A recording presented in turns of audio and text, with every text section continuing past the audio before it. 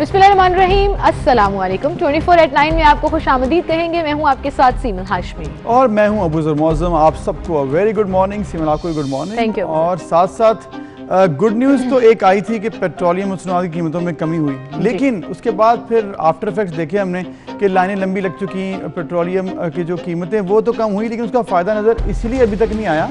एक तो बात, दूसरी तरफ बात बाद में आएगी कि दूसरी चीज़ें कम होती हैं कि नहीं होती। पेट्रोल तो पहले मिले, पूरे पाकिस्तान में लंबी लंबी लाइनें लगी हुई हैं कराची से खैबर तक, और ये कहा जा रहा है कि शायद 1-2 दिन में मामला बेहतर हो। बिल्कुल, सक्खर से मुल्तान तक इस तरह की बहुत सी अपडेट्स हैं जो हम आपके साथ शेयर करेंगे। और क्या वजह है, क्यों पेट्रोलियम की मसनूआत जैसे ही कम हुई उनकी कीमतें, पेट्रोल खास तौर पर पेट्रोल पंप्स पे नहीं मिल रहा है, तो इस पर भी हम कोशिश करेंगे कि अपना जवाब जो है वो तलाश कर सकें। उसी के साथ साथ मीडिया हाईलाइटेड टॉपिक आज का और कल का जो रहा वो नैब के हवाले से जो कार्रवाई की जा रही है शहबाज शरीफ को गिरफ्तार करने के लिए, उस पर रहा। आज भी हाई कोर्ट में चूंकि दरख्वास्त दायर कराई जाएगी, तो अभी अपडेट्स ये आ रही थी कि हाई कोर्ट के बाहर पुलिस की भारी नफरी मौजूद है। मुमकिन गिरफ्तारी मतवक्की है शहबाज शरीफ की।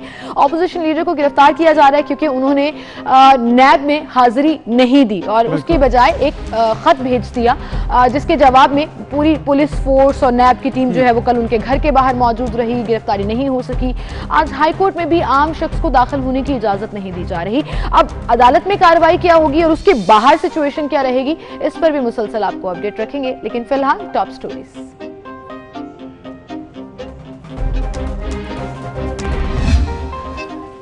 शहबाज शरीफ की गिरफ्तारी, नैब के छापे कल नाकाम, आज होगी कामयाबी। सब नजरें हाईकोर्ट पर मरकूज। कोरोना ने मुल्क में पंजे गाड़ लिए हैं। एक ही दिन में रिकॉर्ड 4131 केसेस, 24 घंटों में मजीद 67 अफराद जान बहक हो चुके हैं। तादाद 80,367 तक पहुंच चुकी है। रिसर्च का जिक्र आया। क्या लाहौर पाकिस्तान का वुहान बनने जा रहा है? लाहौर में 15 से 20 लाख लोग कोरोना से मुतासर हो सकते हैं। सदर मुमलिकत डॉक्टर आरिफ अलवी का खदशा। कैफियत है।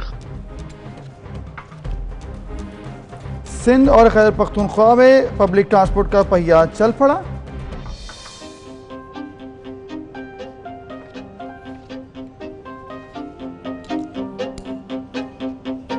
सिंध और खैबर पख्तूनख्वा में पब्लिक ट्रांसपोर्ट का पहिया चल पड़ा। खैबर पख्तूनख्वा हुकूमत का सयाहत का शोबा खोलने का ऐलान।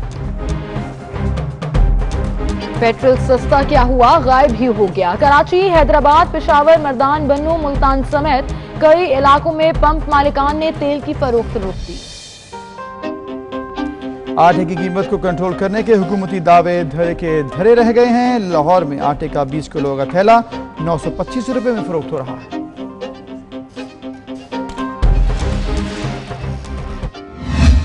बिजली सारिफीन पर 162 अरब का इजाफी बोझ डालने की तैयारियां। समाही एडजस्टमेंट के नाम पर बिजली महंगी होगी या नहीं, नेपरा आज समाप्त करेगा।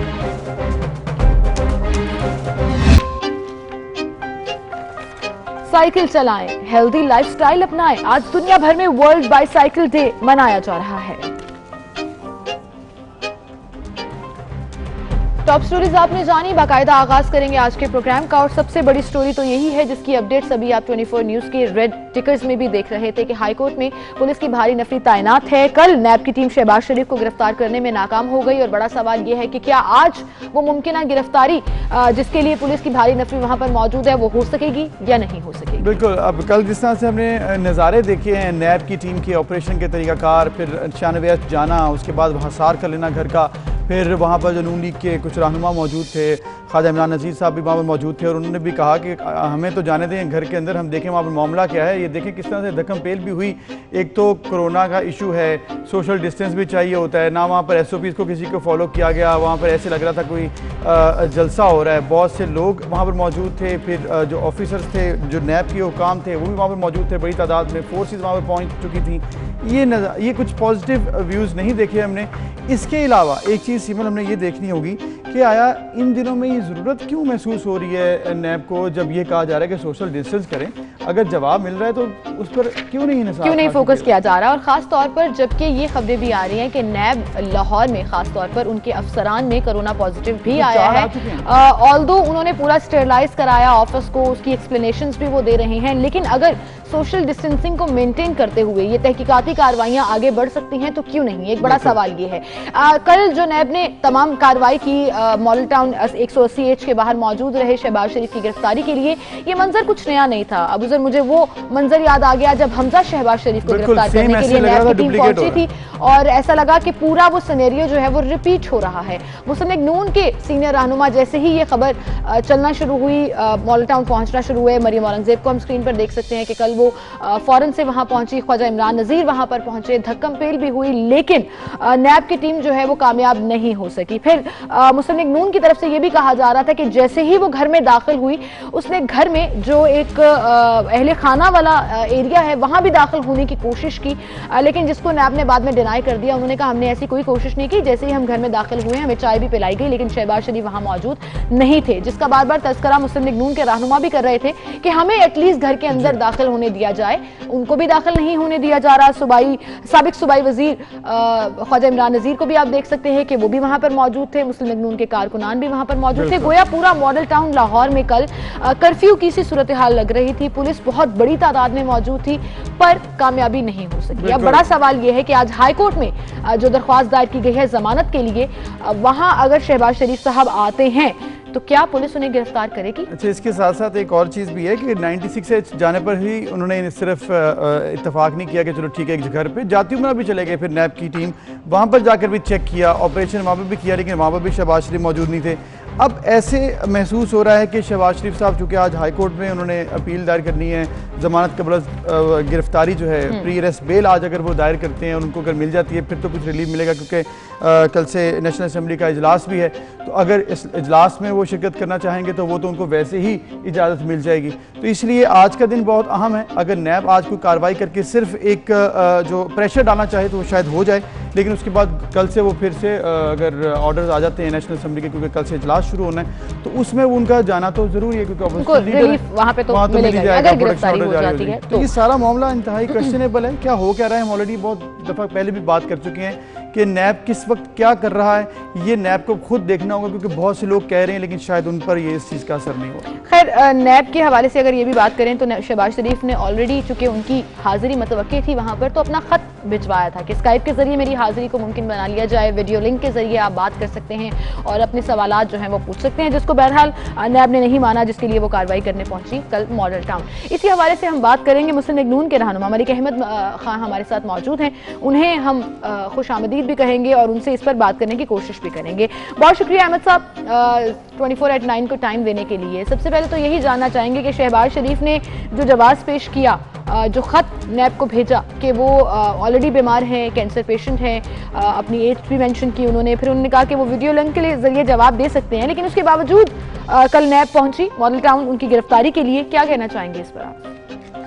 बहुत शुक्रिया। देखिए, बड़ी बुनियादी बात है कि क्या इस हकीकत से इनकार किया जा सकता है कि इस वक्त मुल्क के अंदर जो कोरोना का कोविड-19 की जो स्प्रेड है वो अपनी पीक की तरफ जा रही है? क्या ये एक एडमिटेड पोजीशन नहीं है कि शहबाज साहब कैंसर सर्वाइवर हैं? क्या उनके डॉक्टर की एडवाइस कि उनकी इम्यूनिटी लेवल्स लो हैं और उनको किसी सूरत भी पब्लिक एक्सपोजर जो है वो एडवाइजेबल नहीं है? तो इस सिचुएशन में हमने नैब से ये कहा था कि आप अगर तो जो पहले किए गए सवाल हैं और उनके जवाब आप अगर उनमें कोई समझते हैं कि आपकी सेटिस्फेक्शन नहीं हुई, तो अगर ज़रूरी आप पूछना चाहते हैं तो स्काइप आईडी हम भेज रहे हैं, इस पर पूछ लें और इसको इस जो आप आज की जो आपकी प्रोसीडिंग्स हैं इसको या पोस्टपोन कर लें, दोनों में से जो इख्तियार करना चाहते हैं। और इसके साथ क्योंकि हमें ये ख़दशा था कि ये गिरफ्तारी करेंगे, तो हमने कोर्ट से भी अप्रोच किया और बेल भी फिक्स्ड है फॉर टुमारो। तो फिर ये समझ से बालातर है कि नैब ने ये जो हाई हैंडेडनेस की, घर पे रेड किया और वहाँ पर उसको एक बिल्कुल पुलिस स्टेट बनाया, इतनी हैवी कंटिंजेंट पुलिस की, बिल्कुल बैरिकेड किया हुआ था पूरा, और इस तरह से रास्ते बंद थे। मुझे खुद रोका पुलिस ने जब मैंने उनसे बताया कि मैं रुकने असेंबली भी हूँ और वकील भी हूँ और मैं पार्टी वर्कर भी हूँ, मैं कोई अनरेस्ट करने नहीं जा रहा, मैं तो सिंपली वहाँ पर ये नैब के हुकाम से ये बात हम करेंगे कि जब एक बेल पिटीशन फिक्स्ड हो तो फिर लॉ ऑफ द लैंड क्या है कि आप जब एक प्रोसेस ऑफ कोर्ट के अंदर मैंने अपने आप को पेश कर दिया तो आपका ये इस तरह का रेड करना हक नहीं बनता। बहरहाल ये उनकी हाई हैंडेडनेस थी, ये कोई पहली दफ़ा नहीं है, बार बार है। पहले आशियाना साफ पानी में तलब किया, आशियाना में तलब किया, साफ पानी में गिरफ्तारी डाली, वो भी abuse of process of law था। तो वजह फरमाया, लेकिन इस वक्त जो सिचुएशन नज़र आ रही है वो यही सब कह रहे हैं। अब आप बताएं कि इस वक्त टाइमिंग की बात की जा रही है कि टाइमिंग बहुत इंपॉर्टेंट है। एक तरफ शहबाज शरीफ साहब जो हैं वो ऑलरेडी क्वारंटीन कर रहे थे, उसके ऊपर अब अगर नैब उनको आज गिरफ्तार कर लेती है और फिर अगर उनको पॉजिटिव हो जाता है कोरोना, फॉर इंस्टेंस अगर बात की जाए, तो फिर हुकूमत पर क्या आप प्रेशर डाल सकेंगे और फिर हुकूमत का क्या रिएक्शन होगा? आप लोग क्या करेंगे? इस पर आपने कुछ सोचा? देखें, ये हम इन्हें बार बार इस चीज़ से आगाह कर रहे हैं, इन्हें बता रहे हैं कि शहबाज साहब की मेडिकल कंडीशन, उनके इम्यूनिटी लेवल्स, डॉक्टर की एडवाइस, इनके इल्म में है कि शहबाज साहब असेंबली के सेशन में भी इसलिए नहीं गए, वो उनकी ख्वाहिश थी कि वो आके रिलीफ एक्टिविटी में बाहर पब्लिक के अंदर निकल कर रिलीफ एक्टिविटी करें, डॉक्टर्स तक किट्स पहुँचाएँ, मुस्तहिक अफराद तक जो राशन है उसकी तकसीम को वो ख़ुद मॉनिटर करें, अपनी पार्टी को मोबिलाइज करें ताकि वो रिलीफ एक्टिविटी में पेश रहें। लेकिन पूरी पार्टी ने उनको एडवाइस किया कि आप डॉक्टर्स की जो हदायत हैं उनके ऊपर अमल करें और आपको पब्लिक एक्सपोजर के लिए बिल्कुल ये हमारा एक रिजॉल्व है कि आप इसमें नहीं जाएंगे। तो फिर ये बात हम गवर्नमेंट को बार बार इसको हम बता रहे हैं, नैब अथॉरिटीज़ को भी बता रहे हैं, लेकिन कोई नो हीड इज़ पेड, कोई उनका कंसर्न नहीं है कि वो इस बात को सुन के इसके ऊपर कोई अमल करें। वो तो इंसानी जान से खेलने पे उतरे हुए हैं, वो बिल्कुल परवाह नहीं कर रहे कि डॉक्टर्स क्या कह रहे हैं, कोविड-19 की सिचुएशन क्या है। तो ये सफाकियत हुकूमत के और नैब के रवैये में है, हम बर्दाश्त। बिल्कुल, लेकिन देखिए ना, हमजा शहबाज शरीफ पहले ही गिरफ्तार हैं और जैसे मैंने ऑलरेडी बोला कि ये मंजर कल जो हुआ मॉडल टाउन के बाहर नया नहीं था। हमजा शहबाज की गिरफ्तारी के लिए भी नैब ने ऐसी ही कार्रवाई की थी। अब मुस्लिम लीग नून के कारकुनों की तरफ से कोई खास रद्द-ए-अमल नजर नहीं आता। 2-4 रहनुमा भी पहुंचे कल मॉडल टाउन में, कुछ एक सिचुएशन तो वहां पर थी, लेकिन जितनी बड़ी पार्टी खुद मुस्लिम लीग नून कहती है और ऑपोजिशन की पार्टी है, कायदे हिज़्ब इख्तलाफ हैं शहबाज शरीफ, कारकुन उस तरह से रिएक्शन देते हुए नजर नहीं आ रहे हैं। ये क्योंकि एक ऐसी सूरत है कि हमारी इंस्ट्रक्शंस थी पार्टी वर्कर्स को कि अंडर नो सर्कमस्टांसेस कोई बड़ा इज्तिमा नहीं करना, किसी सूरत में भी ये जो SOPs हैं सोशल डिस्टेंसिंग की, इनको वायलेट नहीं करना। किसी सूरत भी आपने वहाँ पर चाहे कोई भी सूरत हाल हो पैदा जिसके नतीजे में कोई रश लगे, वो हम नहीं चाहते थे। इसलिए हमने रोका अपने कारकुनान को और अपने वर्कर्स को कि वो वहाँ पर ना आएँ, क्योंकि ये पार्टी लीडरशिप की तरफ से हदायत थी कि कोरोना की सूरत हाल में हम पब्लिक सेफ्टी को कॉम्प्रोमाइज़ नहीं करना चाहते। मैं ख़ुद भी आज वहाँ पर बैडली एक्सपोज था, जो बहुत कॉशियस भी हूँ, लेकिन जब आपका ये कॉम्प्रोमाइज़ होता है इस तरह पब्लिकली तो फिर होता है। तो हमारी ख्वाहिश थी कि इसमें हम अपने कारकुनान को इस मुश्किल घड़ी में कोविड की सूरत हाल में एक्सपोज ना करें। इस बुनियाद पर उनको पार्टी लीडरशिप की साहब, आपने वजह फरमाया कि इस वक्त सोशल डिस्टेंस को फॉलो करना चाहिए, लोगों ने किया, चलें ठीक है, कारकुनान बहुत बड़ी तादाद में वहाँ पर मौजूद नहीं थे, लेकिन सोशल मीडिया पर तो होना चाहिए था, वहाँ पर भी नज़र नहीं आया। और ख़ासकर जिसका बहुत जिक्र हो रहा है कि मरियम नवाज़ साहिबा जो हैं उन्होंने कोई ट्वीट नहीं किया, क्योंकि उनके ट्वीट जो हैं वो बड़े मानी खेज होते हैं, उनका इफेक्ट भी होता है, वो डिस्कस भी होता है, तो उन्होंने भी कोई ट्वीट नहीं किया। देखिए, मरियम नवाज़ साहिबा का जो भी सियासी किरदार है, वो पार्टी लीडरशिप जैसे उनको इंस्ट्रक्ट करेगी, जिस तरह पार्टी के कायद, जिस तरह पार्टी के सदर जिस वक्त मुनासिब ख्याल करेंगे, वो अपना भरपूर किरदार अदा करेंगी। यहाँ पर पार्टी के लीडर मुनासिब अपना समझेंगे तब ट्वीट करेंगे, लेकिन मलिक साहब इसको लोग बड़ा पुरस्कार भी समझ रहे हैं। एनीवेज, आगे अब बजट भी आने वाला है और ये गवर्नमेंट अपना जो बजट पेश करेगी, क्या आपको लगता है हुकूमत ऑपोजिशन के बगैर बजट अप्रूव कराना चाहती है? कुछ अहम अमूर हैं जिनसे आवाम की तवज्जो डाइवर्ट कराना चाहती है, जिसकी वजह से ये तमाम मामला हो रहा है? नहीं, बिल्कुल ये हुकूमत की ये इस वक्त जो ये शहबाज साहब की गिरफ्तारी बिल्कुल डिफ्लेक्शन है। ये कोविड में इनके फेलियर, गवर्नमेंट के रिस्पांस का फेलियर, इनके एडमिनिस्ट्रेटिव एक्शंस का फेलियर, इनकी रिलीफ एक्टिविटी का फेलियर, इनकी पब्लिक सेफ्टी को कॉम्प्रोमाइज़ करना, इनका कभी पब्लिक सेफ्टी वर्सेस रिलीजन, कभी पब्लिक सेफ्टी वर्सेस इकोनॉमी, इन सारी मुबाहिसे को खोलना और एक मुकम्मल नाकाम हुकूमत। तो ये डिफ्लेक्शन है। चीनी की जो जिम्मेदारी हुकूमत पर उसके क्राइसिस की आ रही थी, उसको डिफ्लेक्ट करना, इसके अलावा कोई और मकसद नज़र नहीं आ रहा। ये मास हुआ एक डिस्ट्रैक्ट करने के और एक नई तरफ पूरे मौजू को घुमाने के अलावा और अपनी नाकामी को छुपाने के सिवा मुझे कुछ नज़र नहीं आ रहा है। सही, बहुत शुक्रिया, आपने हमें वक्त दिया और आगाह किया इस वक्त जो सिचुएशन है और जो उनको लग रहा है कि क्यों नहीं बड़ी तादाद में पहुंचे, सोशल डिस्टेंस, फिर ट्वीट क्यों नहीं किया। वो जब तक ऊपर से ऑर्डर्स नहीं आते तब तक वो ट्वीट नहीं करती, ये भी उन्होंने कह दिया।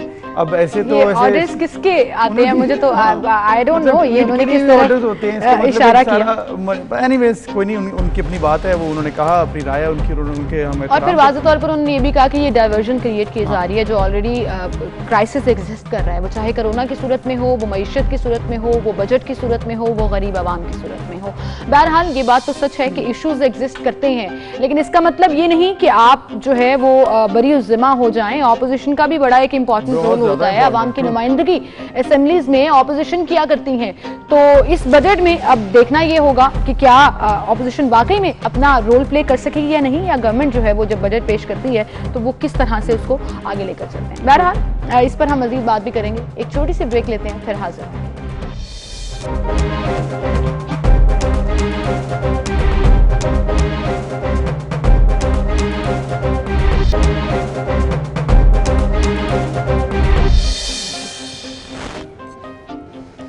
Welcome back. और जैसे हम पहले तो बात कर रहे थे कुछ पॉलिटिकल, लेकिन अब उससे ज़्यादा इस वक्त जो सिचुएशन है, क्राइसिस की सिचुएशन है, इमरजेंसी है, कोरोना क्राइसिस, जिस पर हम लोग सभी परेशान हैं, पूरा पाकिस्तान, पूरी दुनिया परेशान है।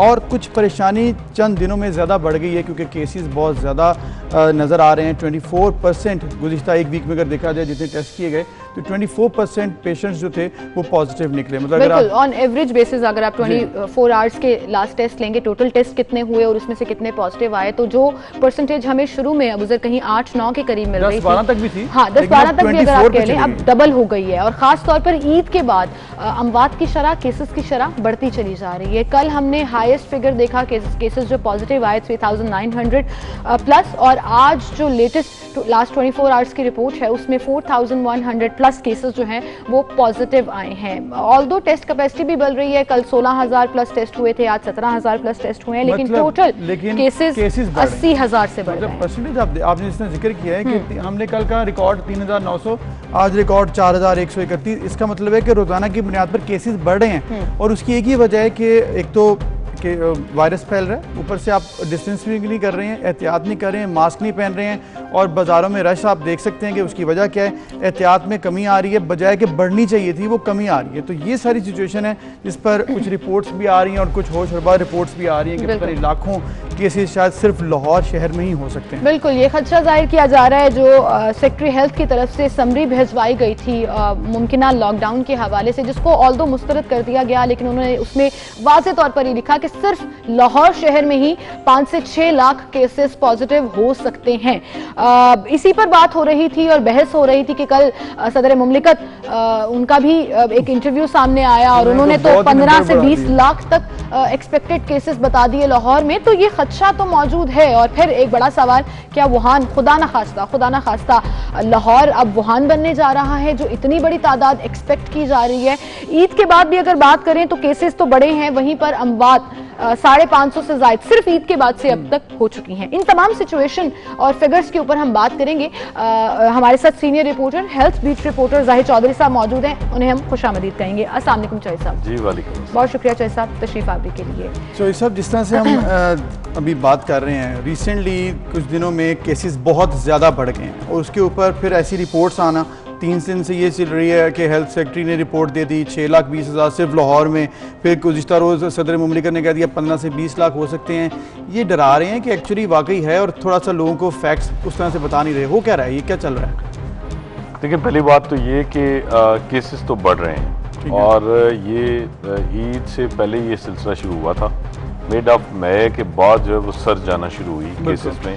पहले जो फिगर था वो बहुत थोड़ा था, चंद पेशेंट्स आ रहे थे, डबल फिगर में पेशेंट्स थे, लेकिन अब ये जो है वो ट्रिपल फिगर में है। अब अराउंड अगर आप देखें तो अप्रॉक्सीमेटली जो लाहौर का फिगर है वो किसी सूरत भी वो 500 प्लस से कम नहीं है। बिल्कुल। तो ये वो केसेस हैं जो रिपोर्ट हो रहे हैं, जिनकी आप टेस्ट कर पा रहे हैं और ये ऐड ऑन हो रहे हैं। बहुत सारे पेशेंट्स ऐसे हैं जो एसिम्प्टोमेटिक हैं, जिनमें कोई सिम्टम्स नहीं बीमारी के। और ये जिस समरी का हवाला अभी सिमल आप दे रही थी, इस समरी में भी यही खदशा जाहिर किया गया था, क्योंकि ये एक सर्वे किया गया था शहर के तमाम टाउन्स में महकमा प्राइमरी एंड सेकेंडरी हेल्थ की जानिब से। और वो जो सैम्पलिंग की गई उसमें ये सामने आया कि 6% से लेके तो बाज़ टाउन्स में वो 14.7% तक केसेस पॉजिटिव आए हैं। तो उसकी बुनियाद पर ये समरी तैयार की गई थी कि लाहौर में केसेस 6,70,000 से ज़्यादा हो सकते हैं। तो डेफिनेटली इसी हवाले से जो है वो डेथ्स भी फिर ज़्यादा हो सकती हैं, सीरियस पेशेंट्स भी ज़्यादा हो सकते हैं। और यही वजह है कि ये 50 ईयर्स से ऊपर की जितने शहरी हैं उनको क्वारंटाइन करने या घरों से बाहर ना निकलने देने की जो है वो तजवीज़ दी गई थी। 28 डेज़ का 4 वीक का जो है वो लॉकडाउन जो है वो कहा गया था कि ये किया जाए। ये 10 मई को जो ये समरी अरसाल की गई, 15 मई को जो है वो इसके ऊपर गवर्नमेंट ने रिग्रेट कर दिया। ये टेक्निकल वर्किंग ग्रुप था। अमूमन if I am not wrong बहुत से सर्वेस के ऊपर बेस करके पॉलिसीज बनाई जाती हैं। आपने जैसे बोला सर्वे नहीं सिमल, देखें आपने एक्सपर्ट्स का जो ओपिनियन है उसको ऑनर करना होता है। खास तौर पे इस तरह की ये जो पैंडेमिक की सूरत हाल है, तो इसमें तो तमाम तर जो रिस्पॉन्सिबिलिटी है, जो गाइडलाइंस हैं, जो लीड करना है वो आपके एक्सपर्ट्स ने करना है। और ये टेक्निकल वर्किंग जो ग्रुप था महकमा प्राइमरी एंड सेकेंडरी हेल्थ का, जिसमें तमाम स्पेशलिस्ट मौजूद थे, उनकी जानिब से ये जो है वो समरी तैयार की गई, उन्हीं की जानिब से ये सर्वे कंडक्ट किया गया कि जी मैस लेवल के ऊपर पब्लिक में देखा जाए कि क्या सूरत हाल है। और इसी को देखते हुए उन्होंने ये सूरत हाल जो है वो। लेकिन आपको लग रहा है कि ये वाकई एक स्पेकुलेशन है या फिर कुछ जिस तरह कहते हैं ना कि बढ़ा के बताए गए हैं फिगर्स, या फिर डराने की थोड़ी सी कोशिश? नहीं, ऐसी कोई बात नहीं है। देखिए वो उसी जो सर्वे किया गया था उसको बुनियाद बना के एक्सपर्ट्स ने ये ओपिनियन दिया था कि ये इतने केसेस हो सकते हैं, ये आने वाले वक्त में बढ़ेंगे, आप इस लॉकडाउन अभी तक नहीं हो सकते हैं। लेकिन अनफॉर्चुनेटली जी डेफिनेटली जी ये बहुत ज़्यादा फिगर है। और ये बड़ी, अगर इतने परसेंट पॉजिटिव केसेस आ रहे हैं जो है वो जनरल पॉपुलेशन में, तो इसका मतलब है केसेस बहुत बढ़ गए हैं। आप इसको जो है वो फौरी तौर पे केटर करें, लेकिन गवर्नमेंट ने अनफॉर्चुनेटली इसको केटर नहीं किया, बल्कि गवर्नमेंट की जो पॉलिसीज़ हैं वो अनफॉर्चुनेटली बिल्कुल क्लियर नहीं है। आप ये देखें कि उन्होंने टोटल लॉकडाउन उसके बाद जो है वो नम किया, उसको बिल्कुल जो है वो रिलैक्स कर दिया, और सबसे केसेस बढ़ रहे हैं। और उसमें फिर एक और बहुत सारी एम्बिग्युइटीज। अब आप देखें कि आपने मार्केट्स खोल दी, आपने जो है वो बिजनेस खोल दिए, लेकिन यूनिवर्सिटी ऑफ हेल्थ साइंसेज जो है वो उसने तमाम तर SOPs के साथ एग्जाम लेने की कोशिश की जो MBBS के स्टूडेंट्स थे, तो उसके ऊपर गवर्नमेंट ने पाबंदी लगा दी कि नहीं जी ये आप नहीं ले सकते। तो एक तरफ आप इम्तिहान कंडक्ट करने के ऊपर आपको इतराज़ है, दूसरी जानिब आप मार्केट साथ प्लेस जो है वो खोले जा रहे हैं, पब्लिक प्लेसेस, और उसके ऊपर जो रश है, जो SOPs की वायलेशन है, वो भी सरेआम हो रही है, सरेआम नजर आ रही है। फिर आप जो है वो उसको जितनी पॉलिसीज आपने बनाई हैं, चाहे वो कंफ्यूज ही क्यों ना हो, आप उस पर अमल पैरा भी नहीं करा पा रहे। जैसे साहब यहीं से हम बात का सिलसिला आगे भी बढ़ाएंगे, लेकिन यूनिवर्सिटी ऑफ हेल्थ साइंसेज का आपने जिक्र किया, तो उसके वॉइस वक्त हमारे साथ मौजूद हैं, उनसे हम बात कर लेते हैं और उनसे जानते हैं कि इस पूरी रिपोर्ट के ऊपर उनका स्टांस क्या है। डॉक्टर जावेद अकरम हमारे साथ मौजूद हैं, उन्हें हम शामिल करेंगे। अस्सलाम वालेकुम डॉक्टर साहब, बहुत शुक्रिया टाइम देने के लिए। डॉक्टर साहब जैसे अभी हम डिस्कस कर रहे थे, ये 6 लाख का फिगर जो दिया जा रहा है, जो कल सदर मुमलिकत ने 15 से 20 लाख भी कह दिया, एक टेक्निकल पूरी तरीके से इसको एक सर्वे कंडक्ट किया गया, फिर उसके हवाले से जो है इस पर बात भी की गई। आप क्या समझते हैं कि क्या वाकई में हम अब इस सिचुएशन में हैं कि ये फिगर्स जो हैं वो हमारे इस हद तक बढ़ सकते हैं? ये खदशा बिल्कुल दुरुस्त साबित किया जा रहा है, आप क्या कैसे देखते हैं इसको? जिसमें 6,20,000 मरीज कहा गया, ये मेरे ख्याल में, क्योंकि मुझे इतनी डिटेल तो नहीं पता, लेकिन मेरे ख्याल में ये टारगेटेड सैम्पलिंग थी। और टारगेटेड सैम्पलिंग में जब इस किस्म की रिपोर्ट आती है तो वो ट्रू रिप्रेजेंटेटिव नहीं होती कि क्या इतने मरीज़ हैं। ये एक अंदाज़ा लगाया जा रहा है जो कि मेरा ख्याल है कि ओवर एस्टिमेशन है, और मेरा ख्याल है कि इतने मरीज़ नहीं हैं, और अगर हैं तो ऑब्वियसली ये बहुत तशवीशनाक सूरत हाल है। और मैं समझता हूँ कि ट्रू रैंडमाइज्ड सैम्पलिंग होनी चाहिए, और रैंडमाइजेशन का मतलब है वो सैम्पल्स होनी चाहिए जो आपकी पॉपुलेशन को रिप्रेजेंट ट्रूली करती हो। और ये मेरा ख्याल है कि एक टारगेटेड सैम्पलिंग थी, और टारगेटेड सैम्पलिंग में हमेशा ओवर एस्टिमेट होता है। तो इस डाटे को दोबारा देखने की टारगेटेड सैम्पलिंग थी और ओवर एस्टिमेट किया जाता है, लेकिन फिर भी सूरत हाल खासी तशवीशनाक है, खासी परेशान कुन है। लोग पैनिक भी कर रहे हैं, लोग परेशान भी हो रहे हैं, लेकिन कुछ एहतियात ऐसे भी हैं जो कि नहीं कर रहे। लेकिन सारी सिचुएशन को देखते हुए आप क्या कहेंगे, हुकूमत को इससे कैसे निपटना चाहिए अगर इतने बड़े नंबर आ गए तो?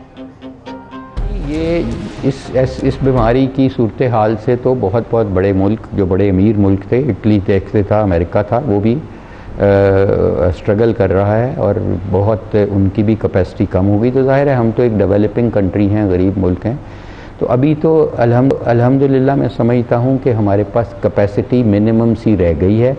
लेकिन हमारी कोशिश ज़्यादा ये होनी चाहिए कि ये नौबत ना आए कि हमें गलियों में इलाज करना पड़े, दफ्तरों में करना पड़े।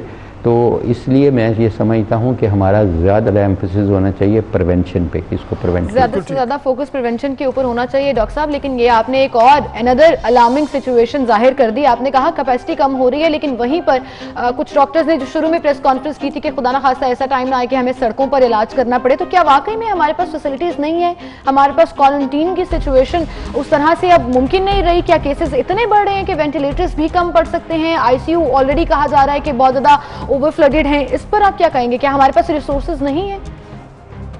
ख्याल होगी क्योंकि हमारी अल्हम्दुलिल्लाह पॉपुलेशन यंग है, हम दूसरी बड़ी यंग पॉपुलेशन है दुनिया में, और यंग लोगों में वैसे भी प्रोटेक्टेड होते हैं और वैसे भी हमारी जो होस्ट रिस्पॉन्स है बॉडी का वो बिल्कुल फ़र्क है अंग्रेज़ों से भी और ब्लैक से भी। तो इसलिए वो बेहतर है जो हमारा होस्ट रिस्पॉन्स है कि हम थोड़ी सी, हमारा इम्यून सिस्टम क्लाइमेटाइज्ड है ऐसी चीज़ों से। तो इसलिए हमारी अल्लाह ना करे, अल्लाह ना रियलिटी उस तरह हो, और मैं उम्मीद करता हूँ कि ऐसा नहीं हो। बिल्कुल डॉक्टर साहब आपने वजह फरमाया कि अल्लाह ना करे, हमारी भी ये दुआ है कि ऐसी सिचुएशन ना आए। लेकिन फॉर इंस्टेंस यूरोप और अमेरिका वाली सिचुएशन यहाँ आ गई, वो तो हेल्थ वाइज सबसे आगे थे, उन्होंने नहीं कंट्रोल कर पाया, तो अगर यहाँ पर आई तो हम क्या करेंगे? ठीक है, डॉक्टर साहब हमारे साथ मौजूद थे और उनसे बात हुई बड़ी डिटेल में, और हम ये उम्मीद करते हैं सिमन कि इस तरह से सिचुएशन ना हो, जैसे उन्होंने भी कहा है कि हमारे पास वो फैसिलिटीज़ नहीं हैं, और खुदा ना खास्ता अगर ये सिचुएशन आई तो हमारे लिए बड़ा मुश्किल हो जाएगा। ज़हीर साहब आपने सुना डॉक्टर साहब ने क्या कहा, इस पर भी हम बात करेंगे। और फिर चूंकि आप फील्ड में होते हैं और हर तरह से कवर भी कर रहे होते हैं, बड़ी स्पेकुलेशंस भी चल रही हैं इस हवाले से, कॉन्स्पिरेसी थ्योरीज भी चल रही हैं, उस पर भी मैं चाहूँगी कि आप ज़रूर बात करें। एक छोटी सी ब्रेक की तरफ हमें जाना है, फिर हाजिर होंगे, हमारे साथ रहिए।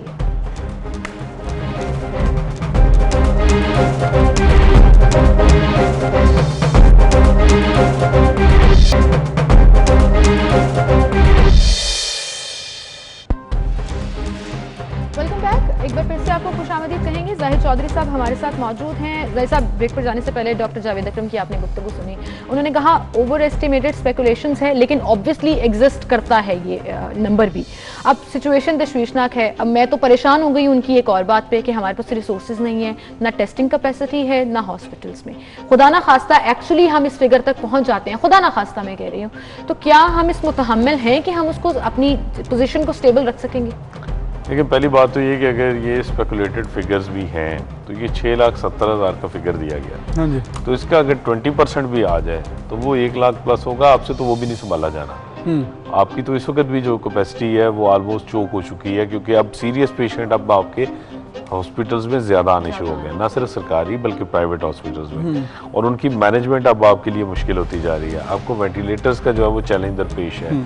आपकी जितनी हेल्थ फैसिलिटी थी वो ऑलरेडी बाकी इलाज मुआवजे के लिए जो है वो आप देखें कि वो मार्च से बंद पड़ी है, और वो कोई आप ट्रीटमेंट नहीं जो बाकी दीगर अमराज हैं उनका कर रहे हैं। अब उसके साथ अब सिर्फ कोरोना डील कर रहे हैं, और उसमें भी अब आपकी जो ICU की, हाई डिपेंडेंसी यूनिट की, वेंटिलेटर्स की जो ज़रूरत जो दरपेश है इस वक्त जो चाहिए वो भी आपसे पूरे नहीं हो रहे। तो जहाँ तक आपने कहा कि स्पेकुलेशन लोगों के ख्याल में कि जी वो बहुत सारी ऐसी अफवाहें और ऐसी चीज़ें डेफिनेटली हम बहुत ज़्यादा उल्टा आपको लोग समझा रहे हो जी, बहुत हम इसको जो है वो बड़ा लाइटली ले रहे हैं। लेकिन इसमें जो देखने की चीज़ है ना वो है कि 80% से ज़ायद पेशेंट्स जो हैं, बल्कि मोर देन 90% कह लें आप, अराउंड 90% सेफली जो एसिम्प्टोमेटिक हैं, उनमें कोई साइन और सिम्टम्स आने ही नहीं है। ना उनको बुखार होना है, ना उनको कोई कफिंग होनी है कि जी उनको खांसी हो रही है, खुश्क खांसी हो रही है, सांस लेने में दुश्वारी हो रही है, उनको तो ये जो अलामात हैं ये उनमें आती नहीं है। सिर्फ 10% पेशेंट्स हैं जिनमें ये अलामात आती हैं, और उसमें भी माइल्ड आती हैं। आप जैसे जिक्र कर रहे हैं, मॉडरेट वाले बहुत थोड़े हैं, फिर सीवियर वाले और थोड़े हैं। आप जिस तरह जिक्र कर रहे हैं, लेकिन मैं अर्ज करता हूँ भट्ट साहब कि ये जो सबसे ज्यादा इंपॉर्टेंट चीज है वो देखने की ये है, बीइंग अ सिटीजन, मेरी ये जिम्मेदारी है कि जरूरी नहीं कि आई एम अमंग 90%, तो आप उन 1%, 2% में भी हो सकते हैं, 5% में भी हो सकते हैं जो सीरियस पेशेंट हैं। तो इसलिए आपको डेफिनेटली इसकी एहतियात करनी चाहिए। आपने जिक्र किया ना अबू सर, एक ये भी बात है कि खुदा ना खास्ता अगर मेरे में सिम्टम्स नहीं है बट मैं कैरियर तो हूँ, मैं आप ज्यादा खतरनाक है ना, ऐसे शख्स को दे सकती हूँ जो सिवियर सिचुएशन। आपका ये समझना खुद को कि मैं तो सेहतमंद हूँ, उससे आप ज्यादा जो है वो उसके फैलाव का भी बायस बन सकते हैं। और ऐसी वुल्नरेबल पॉपुलेशन जिसमें खास तौर पे ओल्ड एज लोग हैं, जिसमें बीमार पहले से किसी बीमारी का शिकार लोग हैं, उनके ऊपर तो बहुत फेटल अटैक है ना इसका। और वो तो अब तक जितनी डेथ्स हो रही हैं, मेजॉरिटी डेथ्स उन लोगों की हैं जिनमें पहले से जो है वो कोई ब्लड प्रेशर है, शुगर है, हार्ट, उसके साथ जो है वो हार्ट डिजीज है, या वो जिगर के आर्जा में मुब्तला हैं, किडनी का मसला है, सीओपीडी के पेशेंट्स हैं, दमा के पेशेंट्स हैं, उनको कोई बीमारी ऑलरेडी फालिज हुआ हुआ है, कोई ना कोई ऑलरेडी दे आर कंप्रोमाइज्ड। मैं जो कह रहा था कि आपने कहा कि 80% लोगों को तो एसिम्प्टोमेटिक है, मतलब फिर लोग भी क्या करें? फॉर इंस्टेंस मुझे है, मैं रूटीन में फिर रहा हूँ, मुझे कोई पता नहीं है, ऐसा मसला है, मैं सिर्फ मास्क पहनूं, तो यही करना चाहिए। क्या करें? जो माहिरीन हैं वो बहुत कैटेगोरिकली बड़ी सिंपल सी बात बताते हैं। वो कहते हैं कि आप अपने हाथ साफ रखें, किसी भी सरफेस पे किसी भी चीज़ को टच करने के बाद आप अपने कोशिश करें, ये एक आम आदमी को ये कॉमन सेंस की बात है कि आपको पता है कि आपने खाना खाते हुए, किसी से मिलते हुए, कोई चीज़ कैरी करते हुए अपने हाथों को साफ रखना है, ठीक है, ताकि आपके हाथों से ये किसी दूसरे को स्प्रेड ना हो अगर आपको है। सेकेंडली, आपने जो मास्क पहनना है खुद को दूसरों से प्रोटेक्ट करने के लिए नहीं पहनना। हो सकता है कि आप कैरियर हो, अगर आपने मास्क पहना हुआ है तो लोग आपसे बच जाएंगे, वो आप खुद भी स्प्रेड का बायस नहीं बनेंगे ना।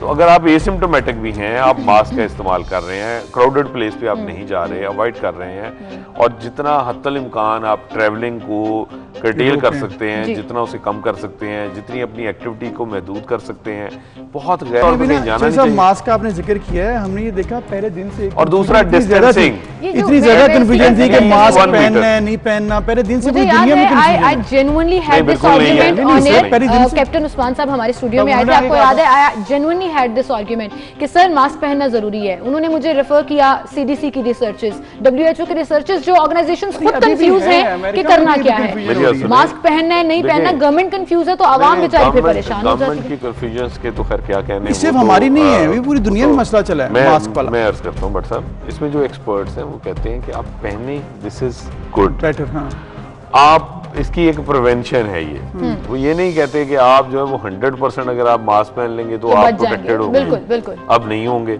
ठीक है। इसी तरह हाँ, जो बेसिक चीज है, डब्ल्यूएचओ भी इसके ऊपर फोकस करता है, वो है हाथ साफ रखना। मेन कि आप उनमें हाथों को साफ रखें। मसलन आप बाहर से घर में जाते हैं, अपने घर में एंटर होते हैं, तो आप अपने जो सबसे पहले जो है वो आप पर्सनल हाइजीन्स को इंटैक्ट रखें। आप घर वालों से मिक्सअप होने की बजाय पहले खुद जो है वो अपने आप को वॉशअप करें, उसके बाद अपने जो है वो अपना लिबास तब्दील कर लें, आप हाथ धोएं, मुंह धो लें अच्छी तरह, जो क्लीनिनेस होनी चाहिए। और हमारा तो दीन कहता है कि सफाई निस्फ ईमान है, तो वो निस्फ ईमान के साथ साथ आपकी सेहत के लिए भी बहुत ज्यादा दूसरों की सेहत के लिए बड़ा जरूरी है, तो उसको आप इंश्योर कर लें तो इससे बचा जा सकता है। क्राउडेड प्लेसेस पे मत जाएं और कोशिश करें कि लोगों से आपका डिस्टेंस मेंटेन रहे। बिल्कुल। अच्छा, ये तो लोगों के लिए हो गया चौधरी साहब, लेकिन हमारे फ्रंट लाइनर्स भी हैं, खासतौर पर हमारे health workers, paramedics, nurses, doctors, वो बहुत ज्यादा एक्सपोज हो रहे हैं। सबसे पहले हमने मुल्तान से देखा, फिर फैसलाबाद में कल बहुत ज्यादा केसेस आए। क्यों? और वो दर्जनों के हिसाब से। क्या गवर्नमेंट किट्स प्रोवाइड नहीं कर रही, प्रिकॉशनरी मेजर्स नहीं ली जा रही? पहले एमएस लाहौर जनरल हॉस्पिटल बड़ा अस्पताल है, उसके एमएस पहले कोरोना वायरस में मुब्तला हुए, अब उनके प्रिंसिपल भी मुब्तला हो गए। उसकी सबसे बड़ी वजह यह है कि मार्च में ये हुआ था, और गवर्नमेंट की जो पॉलिसी है, जो गवर्नमेंट के लेवल के ऊपर करने वाला काम था, वो ये है कि जी आपने इनको पीपीईज देनी है, पर्सनल प्रोटेक्टिव इक्विपमेंट आपने देना है। गवर्नमेंट ये सोच के बैठ गई कि जो कोरोना वार्ड है, जहाँ सिर्फ कोरोना के मरीजों का इलाज होगा, वहाँ प्रोटेक्टिव इक्विपमेंट की ज़रूरत है, बाकी अस्पताल में ज़रूरत नहीं है। अब अनफॉर्चुनेटली हुआ ये कि जहाँ पे आप बाकी जो जगहों पे भी बाकी चलेगा। पेशेंट्स थे जी डेफिनेटली, अब वो थ्रेट तो बराबर है सबको। अब जितने भी डॉक्टर्स, नर्सेज और पैरामेडिक्स अब तक कोरोना का शिकार हुए हैं, वो तमाम के तमाम उनके 80-90% ऐसे हैं जो कि दूसरे डिपार्टमेंट्स में थे। अब आप देखिए ना, पीआईसी तो डील नहीं कर रहा। वहाँ पे भी सबसे निकला है। ज्यादा लाहौर में जो डॉक्टर्स और नर्सेज और स्टाफ जो है वो इफेक्ट हुआ, वो पीआईसी का हुआ, उसके प्रोफेसर हुए। अच्छा, इसी तरह केई में वहाँ पे आप देखिए सेक्रेटरी के मतलब प्रोफेसर बेसिकली बाकी डिपार्टमेंट्स को उन्होंने देखा नहीं, उसकी वजह से ज्यादा तो वो प्रोटेक्टिव इक्विपमेंट ना देने की वजह से फादसी किट आपने नहीं दी, आपने इंतजाम नहीं किए, आप अभी तक नहीं कर पा रहे, अभी तक नहीं कर पा रहे, जिसकी वजह से ये तमाम तर सूरत हाल है और लोग अब स्केरी हैं। अब अनफॉर्चुनेटली ये हो रहा है कि आप पेशेंट ही नहीं कर पा रहे। अब डॉक्टर, नर्सेज किसी भी पेशेंट को जो है वो यही जो है सस्पेक्ट कर रहे होते हैं कि ये कोरोना पॉजिटिव है। अब लोगों का जो इलाज मामूल का था वो भी आपने भी जिक्र किया है कि ये कि लोग पेशेंट्स जो हैं पेशेंट्स को डील नहीं कर रहे हॉस्पिटल में या जहाँ भी। इस वक्त करंट सिचुएशन क्या है? फॉर इंस्टेंस अगर लोग आ रहे हैं कुछ पॉजिटिव लेकर, तो क्या उनको एडमिट किया जा रहा है या घर पे आइसोलेशन रखी जा रही है, क्वारंटीन? क्या पॉलिसी इस वक्त क्या है करंट लोगों के लिए? जो सस्पेक्टेड पेशेंट्स हैं अलामात के साथ आ रहे हैं, उनको तो डेफिनेटली जो है वो हॉस्पिटल्स में, ख़ास तौर पे लाहौर में अगर आप देखें तो सर्विसेज में, म्यू में, जिना में, 3 आपके बड़े हॉस्पिटल्स हैं जहाँ पे जो है वो आप उनको केटर कर रहे हैं। पीकेएलआई में आप रेफरल पेशेंट दे रहे हैं, डायरेक्ट नहीं ले रहे। ठीक है, जो रेफर होगा वो ले रहे हैं। इसी तरह जो आपका एक्सपो सेंटर है वहाँ पे जो आपने एक वो बड़ा वो बनाया हुआ है, पता नहीं वो क्या है जी, वो तो पता नहीं वो क्या है, वहाँ पे भी वो जो है ना वो आप जो तो बेसिकली घर पे ही रहना बेहतर है, हॉस्पिटल में ना ही जाएं आजकल जो है ना वो मेजॉरिटी अब तो प्रेफर कर रहे हैं कि अगर इमरजेंसी ना हो तो घर पे रहें। यही इस वक्त सिचुएशन है। ठीक, बहुत थैंक यू सो मच जोय साहब, आप हमारे साथ मौजूद थे और ये वो तमाम सूरत हाल है जिस पर आपने डिसाइड करना है कि आप अपनी जिम्मेदारी का मुजाहरा किस तरह कर सकते हैं। बिल्कुल, अभी एक ब्रेक लेते हैं, फिर मिलेंगे, उसके बाद हेडलाइंस हैं और फिर इंशाल्लाह मुलाकात होगी।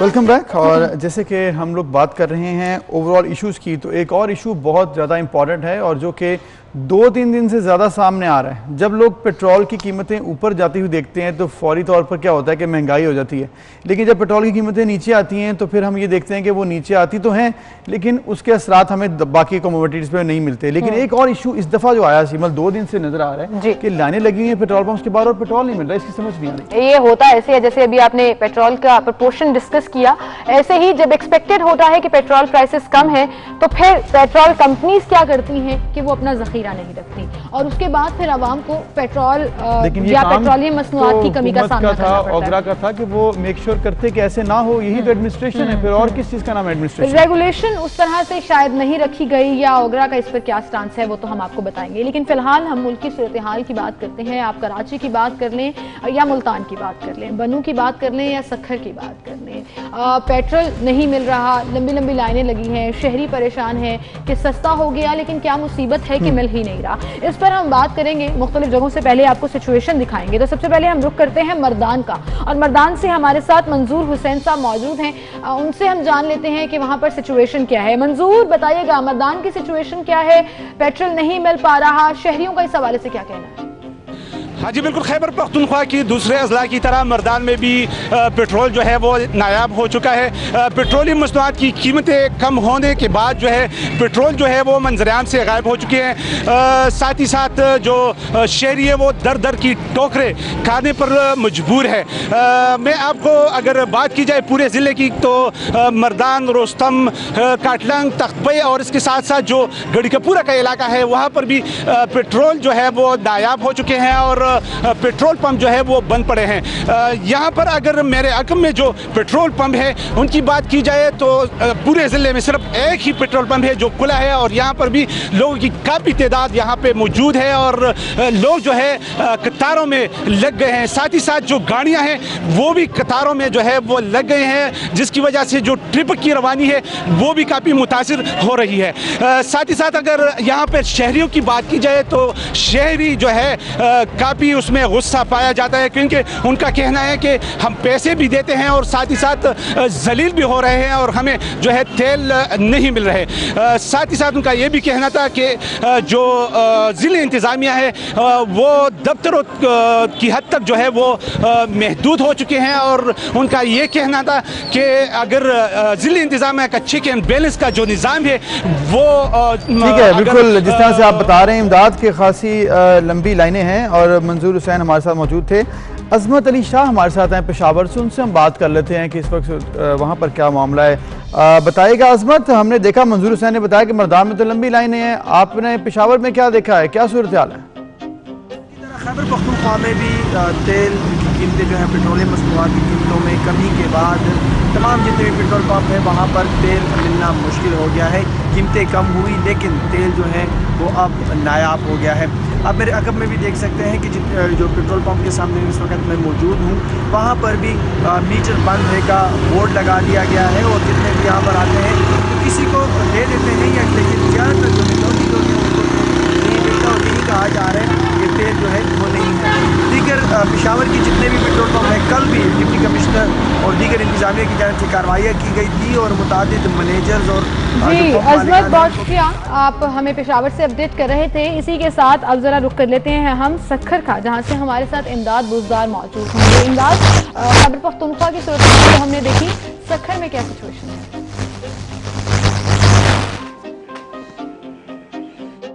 जी बिल्कुल, मर्दान पेशावर समेत मुल्क भर की तरह सक्खर में भी यही सूरत हाल है। वफाकी हुकूमत की जो पॉलिसी है उस पर अमल दरामद न होने के नतीजे में लोग यहाँ पर सफ़र कर रहे हैं। इंट्रा सिटी सिर्फ सफ़र करने वाले लोग मुतासर नहीं है बल्कि कौमी शाहरा से जैसे कराची से पंजाब, खैबर पख्तूनख्वा, बलूचिस्तान जाने वाले लोग हैं वो खासा परेशान हैं। फ़ोन कर करके यहाँ पर वो शिकायतें करते हुए दिखाई दे रहे हैं। अक्सर पेट्रोल पंप पर पेट्रोल नायाब है, पेट्रोल मुयसर नहीं है। जो पेट्रोल पंप इंतज़ामिया है उनसे हमने बात की, उनका कहना था कि कंपनी को एडवांस में अदायगी की गई है। जब भी जो कीमतें हैं उसमें कमी होती है उसके बाद सूरत हाल यही रहती है। तमाम तर इलाकों में लोग सफ़र करने पर मजबूर हैं और अक्सर लोग अब तनकीद करते हुए दिखाई दे रहे हैं। उनका कहना है कि पेट्रोलियम मसनूआत की कीमतों में जब भी कमी की जाती है तो कोई पॉलिसी नहीं होती, मैकेनिज़्म नहीं है।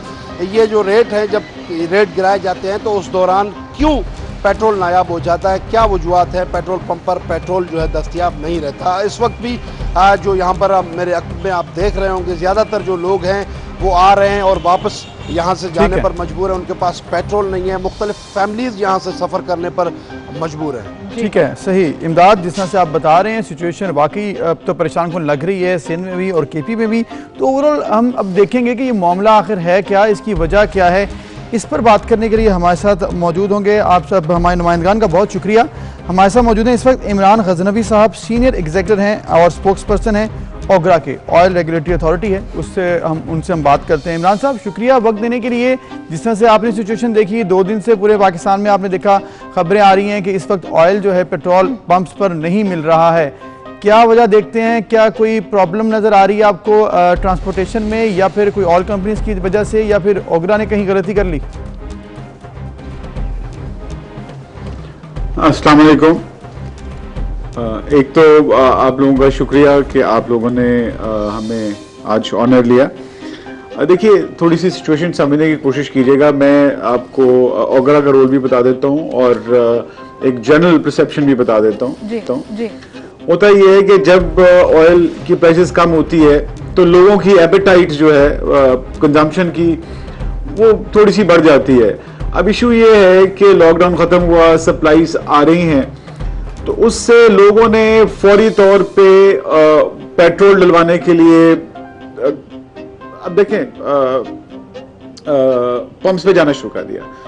अब वहां पे आप एक किसी बैंक जाएं और वहां पे आप कैश निकलवाने चले जाएं तो वो जी अगर आपने 1000 निकलवाना है तो आप 10,000 निकलवाएंगे तो अल्टीमेटली वो कैश भी खत्म हो जाएगा। तो एक तो लोगों को ये चाहिए कि जितना जरूरत है उतना लें और सप्लाईज नॉर्मलाइज्ड है। हमने इस सिलसिले में OMCs पे भी लेटेस्ट लिखे हैं। 2 दिन में ऐसे नहीं होता कि लोग अपनी टैंकियां भर लेते हैं। ठीक है, वो परसेंटेज भी एग्जिस्ट करती होगी, लेकिन यहाँ असल मसला तो पेट्रोल पंप्स बंद है। वो कंपनीज उन्होंने ज़खायर किया ही नहीं क्योंकि इतलात पहले से मौजूद है। ऑलरेडी 2 महीने पेट्रोल की प्राइसेस कम हुई, तो इस दफा ये बड़ा एक स्ट्रॉन्ग ओपिनियन सामने आ रहा है कि पेट्रोल पंप मालिकान ने जखायर रखे ही नहीं थे, जिसकी वजह से पेट्रोल अवेलेबल ही नहीं था।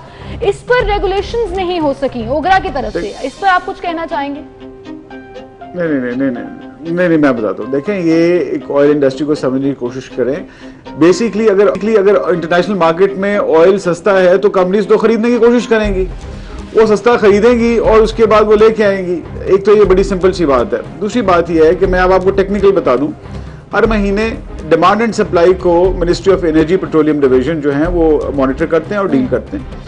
हर महीने एक प्रोडक्ट रिव्यू कमेटी की मीटिंग होती है और उसमें डिमांड एंड सप्लाई को डिस्कस किया जाता है, जिसमें तमाम ओएमसीज भी होती हैं, रिफाइनरीज भी होती हैं। उसको चेयर करते हैं DG oil, ministry of petroleum, ministry of energy के रिप्रेजेंटेटिव होते हैं और ओगरा भी उसमें शामिल होता है। उसके अंदर देखा जाता है कि इस महीने, अगले महीने ये डिमांड होगी, ये सप्लाई होगी, लोकल प्रोडक्शन होगी और इंपोर्ट कितना करनी है।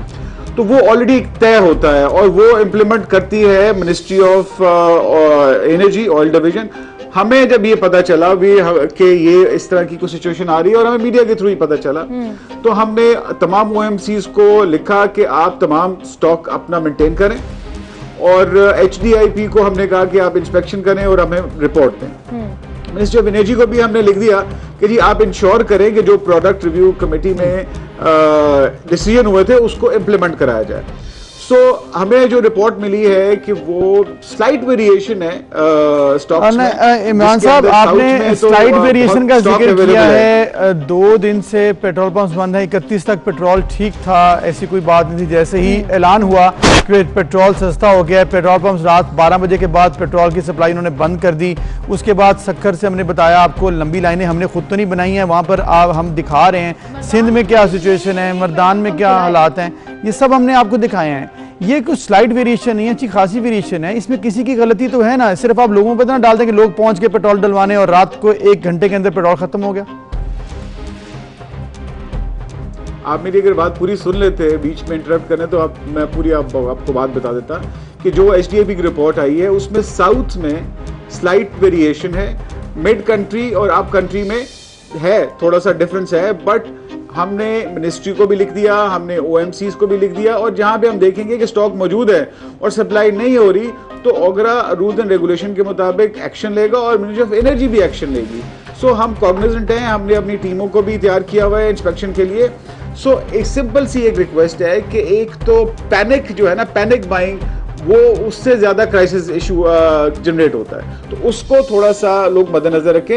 एज सच इतनी बुरी सूरत हाल नहीं है। अभी जो मैं आपकी फुटेज देख रहा था उसके अंदर बेसिकली लाइनें जो हैं वो पेट्रोल तो मिल रहा था, लेकिन अब आप एक बंदे को पैनिक डाल दें कि नहीं जी कल से तो पेट्रोल मिलेगा ही नहीं, तो वो सब निकल पड़ेंगे पेट्रोल डलवाने के लिए। तो मीडिया का जो काम है वो ये है अगर मर्दान कि पैनिक क्रिएट ना करे। सिर्फ एक पेट्रोल पंप वर्किंग कंडीशन में हो, जहां से हमारे रिपोर्टर हमें अपडेट कर रहे थे, तो ये पैनिक की सिचुएशन नहीं है, आप ये कहना चाह रहे हैं? देखिए, ये हम इन्वेस्टिगेट करा लेते हैं आपकी इस रिपोर्ट के ऊपर कि अगर एक पंप चल रहा है और बाकी नहीं है तो वो रिपोर्ट हम आपको भिजवा देंगे। मेरा ये ख्याल है कि इतनी बुरी सूरत हाल नहीं है। अच्छा इमरान साहब, आपने कहा कि इतनी बुरी सूरत हाल नहीं है, चलें ग्राउंड रियलिटीज शायद अभी आप 1-2 दिन में और आपको नजर आ जाएंगी सिचुएशन है, क्योंकि रिपोर्टर तो पूरे पाकिस्तान में हमारी रिपोर्ट कर रहे हैं और सिचुएशन यही बता रहे हैं। आप ये बताएं कि ओगरा का क्या काम है, रेगुलेशन क्या करनी होती है? एक तो वो डिमांड सप्लाई तो वो भी आपकी मीटिंग्स में होता है, लेकिन ऐसी सिचुएशन में फौरी तौर पर अगर आपको लगे कि क्राइसिस आ रहा है या फिर आने वाला है 1-8 दिन में, तो फिर क्या करते हैं? फौरी तौर पर कुछ इकदाम किए जाते हैं या फिर वो मीटिंग्स और उसी तरह से मामला चलते हैं? ऑर्डर दे सकते हैं आप? नहीं, मैं आपको बता देता हूँ, हमने जब ये कोविड-19 शुरू हुआ तब भी हमने ओएमसीज को लिखा कि अपना स्टॉक मेंटेन करें। हमने मिनिस्ट्री को भी लिखा कि आप, ये बहुत पुरानी बात बता रहा हूँ मैं, मार्च की बात बता रहा हूँ, क्योंकि हमने फोर्सी किया था कि शायद ये प्रॉब्लम आ जाए। तो हमारे पास तमाम इन राइटिंग चीज़ें मौजूद हैं कि हमने उनको लिखा कि आप स्टॉक मेंटेन करें। अभी लास्ट वीक हमने इनको लिखा कि तमाम ओएमसीज को, फिर हमने एचडीआईपी के थ्रू इंस्पेक्शन करवाई और कल भी एक लेटर गया है कि जिसपे हमने इंश्योर किया है। देखिए, ओगरा इज ए रेगुलेटरी बॉडी, हम जहां स्टॉक नहीं होगा हम ओएमसीज के खिलाफ एक्शन ले सकते हैं और हम लेंगे।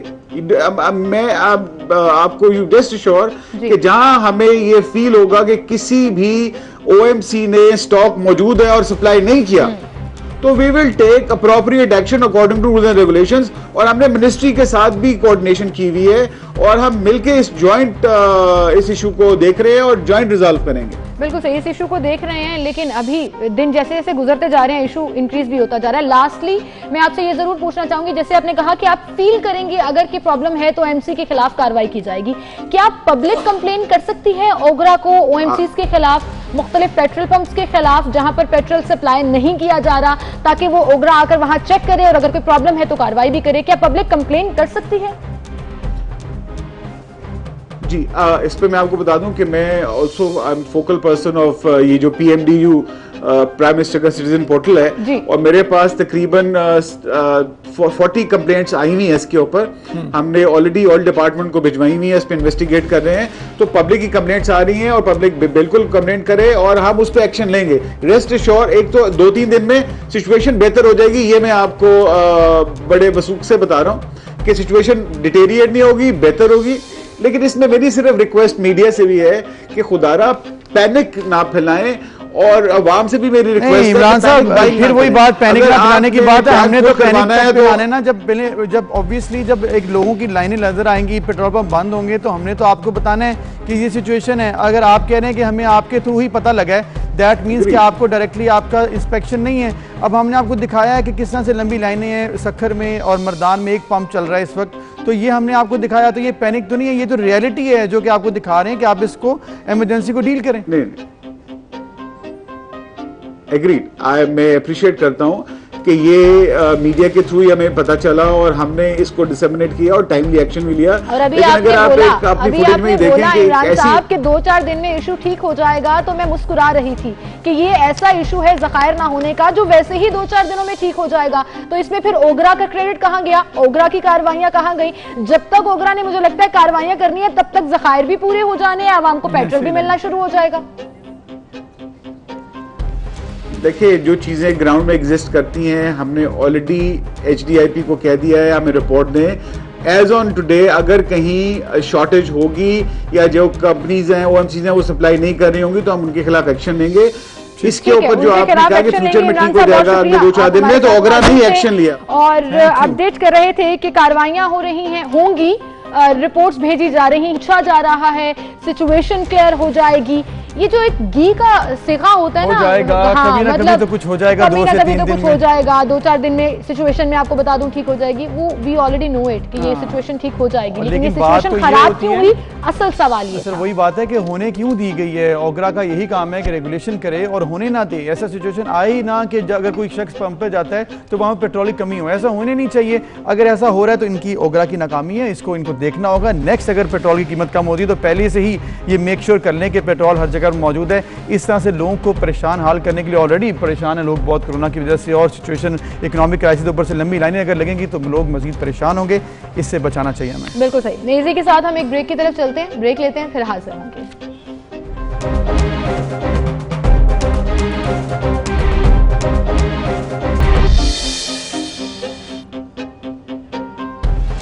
Welcome back. एक बार फिर से आपको खुशामदीद कहेंगे। और नाज़रीन, आज 3 जून है, दुनिया भर में आज वर्ल्ड बाइसिकल डे सेलिब्रेट किया जा रहा है। और ये डे सेलिब्रेट करने का मकसद जहां पर प्रमोट करना है बाइसिकल को, वहीं पर लोगों में अवेयरनेस देना भी है कि बाइसिकल चलाना सिर्फ शौक नहीं हो सकता, it's a healthy lifestyle as well, जिसपे दुनिया भर के डाइटिशियन, न्यूट्रिशनिस्ट जो हैं वो फोकस करते हैं। और फिर it's a national sport as well, लोग जो है वो इसके अंदर बड़ा पार्टिसिपेट करते हैं, बड़ा इंथुजियाज्म के साथ जो है वो लेकर चलते हैं इसको आगे। और मेरे ख्याल में जिस तरह से आपने जिक्र किया ना कि स्पोर्ट्स है ये, और ये बहुत से ऐसे आपने लोगों को देखा होगा वो गाड़ियों से उतर के जब जिम जाते हैं ना, जिम जाकर वो साइकिल चलाते हैं। तो अगर साइकिल वो खुद वैसे ही चला लें तो मेरे ख्याल में बहुत सी आपकी एक्सरसाइज जो है वो खुद ही हो जाएगी, आपको जिम तक पहुंचने की जरूरत भी नहीं पड़ेगी, आप इतने फिट हो जाएंगे। क्योंकि ये फिजिकली इतनी ज़बरदस्त एक्सरसाइज है साइकिलिंग, जो कि यूरोप में एक मामूल है, उसके अलावा दूसरी वेस्टर्न कंट्रीज़ में मामूल है, क्योंकि ये आपको हेल्दी रखता है, डायबिटीज़ और दीगर बीमारियों से आपको बचाता है।